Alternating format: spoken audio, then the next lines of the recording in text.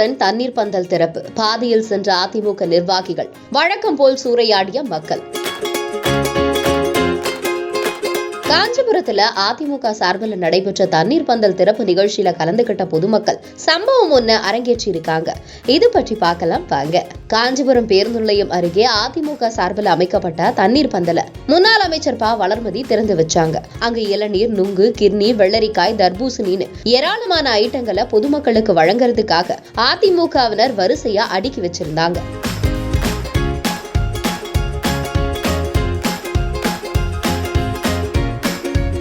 இந்நிலையில தண்ணீர் பந்தல திறந்து வச்ச ப. வளர்மதி பொதுமக்களுக்கு ஜூஸையும் பழங்களையும் வாரி வழங்கினாங்க.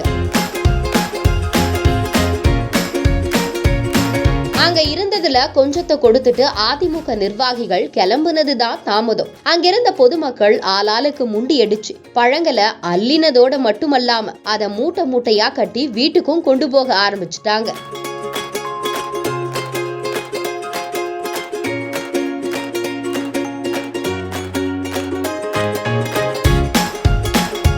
தண்ணீர் பந்தல் நிகழ்ச்சியை ஏற்பாடு செஞ்சுட்டு அதை ஒழுங்கா நடத்தாம பாதியிலேயே விட்டதும் அதனால பொதுமக்கள் செஞ்ச செயலும் அதிருப்தியை ஏற்படுத்தி இருக்கு.